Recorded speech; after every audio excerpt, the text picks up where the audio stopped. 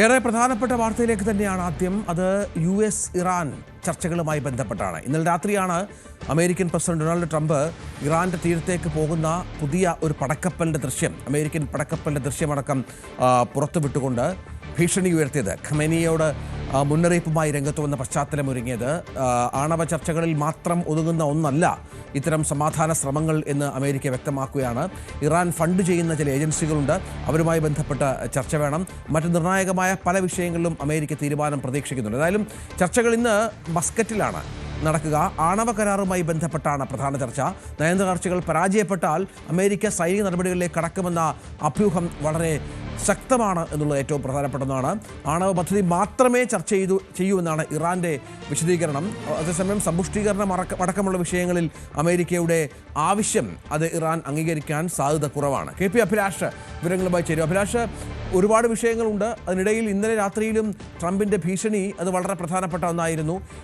ചർച്ചകൾ അതിൻ്റെ ലക്ഷ്യപ്രാപ്തിയിലേക്ക് എത്തിയില്ലെങ്കിൽ യുദ്ധം ആസന്നമാണ് എന്നാണോ?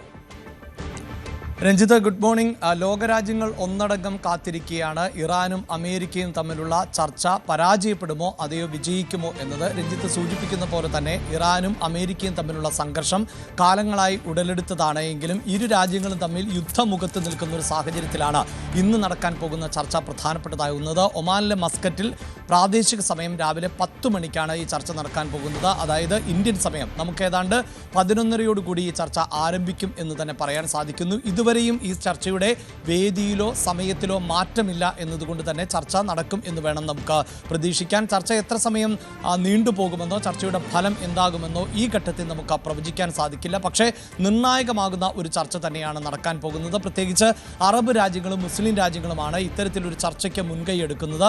സൗദി അറേബ്യ ഉൾപ്പെടെയുള്ള രാജ്യങ്ങൾ അമേരിക്കയുടെ ഇറാന് നേരെയുള്ള സൈനിക നടപടികൾ നിർത്തിവെക്കണം എന്ന് ആവശ്യപ്പെടുകയും ചെയ്ത പശ്ചാത്തലത്തിൽ ആണ് ഇന്നത്തെ ചർച്ച ഏറെ നിർണായകമാകാൻ പോകുന്നത്. എന്നാൽ ചർച്ചയ്ക്ക് മണിക്കൂറുകൾക്ക് മുമ്പ് അടക്കം അമേരിക്കൻ പ്രസിഡന്റ് ഡൊണാൾഡ് ട്രംപ് സ്വകാര്യ ടെലിവിഷൻ ചാനലിന് നൽകിയ അഭിമുഖത്തിലടക്കം കടുത്ത ഭാഷയിലുള്ള വിമർശനം ആണ് ഉന്നയിച്ചത്.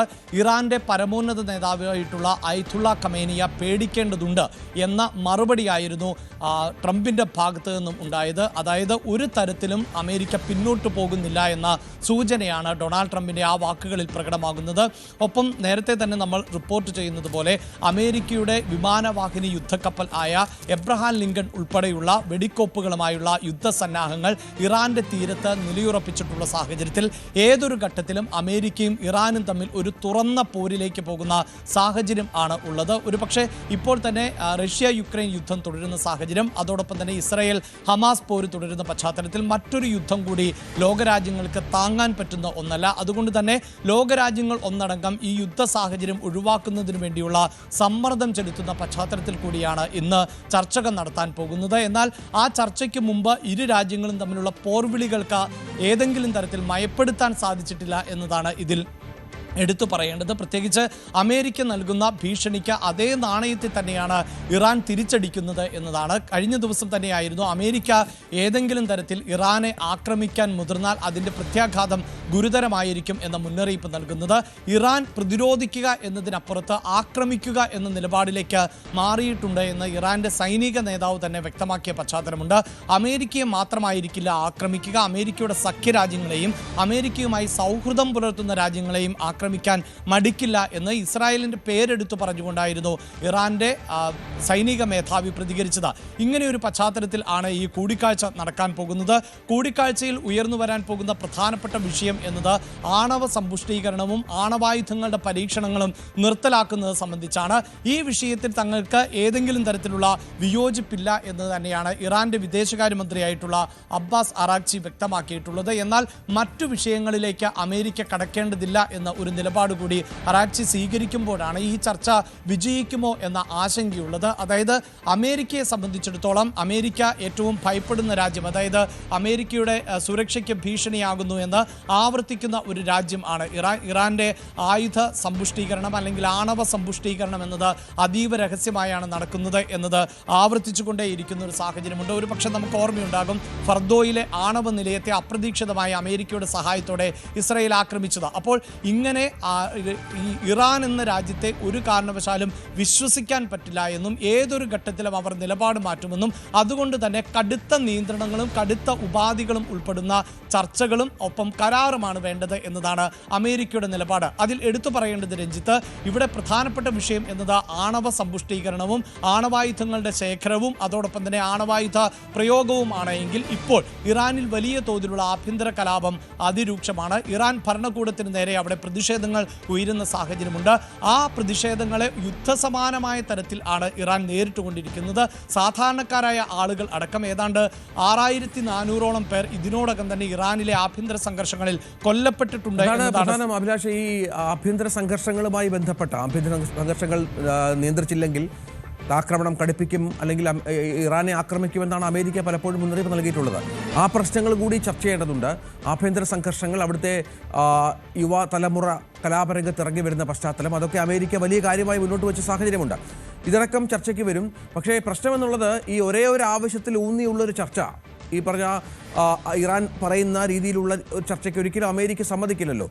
അമേരിക്ക മുന്നോട്ട് വെക്കുന്ന പലവിധ ആവശ്യങ്ങളിലേക്ക് ഇറാൻ വഴങ്ങിയില്ല എങ്കിലാണ് അവിടെ ഒരു മധ്യസ്ഥ ഇടപെടലിൻ്റെ സാഹചര്യമൊക്കെ ഒരുങ്ങേണ്ടത്. അതിന് ഈ ഗൾഫ് രാജ്യങ്ങളൊക്കെ എത്രത്തോളം തയ്യാറാകുമെന്നുള്ള ഒരു സാധ്യത കൂടി ഉണ്ടല്ലോ.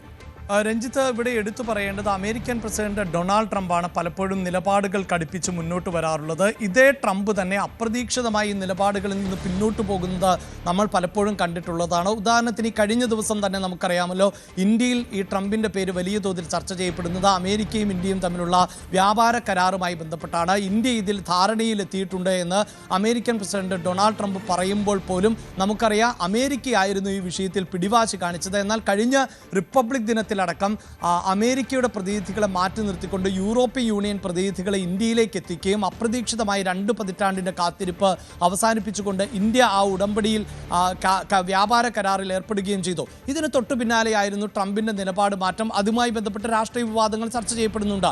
എന്ത് തന്നെയാണ് എങ്കിലും ഇവിടെ എടുത്തു പറയേണ്ടത്, ട്രംപ് പലപ്പോഴും കടുത്ത നിലപാട് സ്വീകരിക്കാറുണ്ട് എങ്കിലും പിന്നീട് ചർച്ചകളിലേക്ക് വരുമ്പോഴൊക്കെ അത് മയപ്പെടുത്തുന്ന സാഹചര്യമുണ്ട്. ഇവിടെ പ്രധാനപ്പെട്ട വിഷയം എന്നത് അമേരിക്ക മുന്നോട്ട് വയ്ക്കുന്നത് ഇറാന്റെ ആണവ സമ്പുഷ്ടീകരണം, ഇറാന്റെ മിസൈൽ പരീക്ഷണങ്ങൾ ഇവ അവസാനിപ്പിക്കണം എന്നത് തന്നെയാണ്. അതോടൊപ്പം തന്നെ ഈ പ്രോക്സി ഗ്രൂപ്പുകൾക്ക് ഇറാൻ നൽകുന്ന പിന്തുണയുണ്ട്. പ്രോക്സി ഗ്രൂപ്പുകൾ എന്ന് പറയുമ്പോൾ ഇപ്പോൾ ലെബനനിലെ ഹിസ്ബുള്ളയെ പോലെയുള്ള, ഗാസയിലെ ഹമാസിനെ പോലെ, യമനിലെ ഹൂതി വിഭാഗങ്ങളെ പോലെയുള്ള പ്രോക്സി ഗ്രൂപ്പുകൾക്ക് സഹായം നൽകുന്നത് ഇറാനാണ് എന്നൊരു വാദം അമേരിക്ക മുന്നോട്ട് വയ്ക്കുന്നുണ്ട്. ഈ പ്രോക്സി ഗ്രൂപ്പുകൾക്കുള്ള സഹായങ്ങൾ അവസാനിപ്പിക്കുക, അതോടൊപ്പം തന്നെ ആണവ സമ്പുഷ്ടീകരണം നിർത്തലാക്കുക, ആണവ കരാറ് ഏർപ്പെടുക, അതായത് കൃത്യമായ ആണവ കരാറിൽ ഇറാൻ ഒപ്പുവെക്കുകയും ആണവ ആയുധങ്ങളുടെ പ്രയോഗം നടത്തില്ല എന്ന് ഉറപ്പാക്കുകയും ചെയ്യുക. അതോടൊപ്പം തന്നെയാണ് ഇറാനിലെ ആഭ്യന്തര സംഘർഷവുമായി ബന്ധപ്പെട്ട മനുഷ്യാവകാശ ലംഘനങ്ങൾ, ഇത്തരം വിഷയങ്ങളടക്കം ചർച്ചയ്ക്ക് വരും എന്ന് തന്നെയാണ് അമേരിക്കൻ വിദേശകാര്യ സെക്രട്ടറി മാർക്കോ റൂബിയോ ഉൾപ്പെടെ വ്യക്തമാക്കിയിട്ടുള്ളത്. എന്നാൽ ഈ വിഷയങ്ങളിൽ ചർച്ചയ്ക്ക് തയ്യാറാകാൻ ഇറാൻ ഒരുക്കമല്ല എന്ന് ഇറാൻ വിദേശകാര്യമന്ത്രി അബ്ബാസ് അറഗ്ചി വ്യക്തമാക്കുകയും ചെയ്തിട്ടുണ്ട്. അതോടൊപ്പം എടുത്തു പറയേണ്ടത് റഷ്യയുമായുള്ള വളരെ പ്രധാനപ്പെട്ട ആണവ കരാറിന്റെ കാലാവധി അവസാനിക്കുന്ന ഒരു സാഹചര്യം കൂടിയുണ്ട്. അതായത് ന്യൂ സ്റ്റാർട്ട് ഉടമ്പടി എന്ന തരത്തിൽ 2010 പ്രാഗിൽ ഒപ്പുവെച്ച ഒരു കരാർ ആണ് അവസാനിക്കുന്നത്.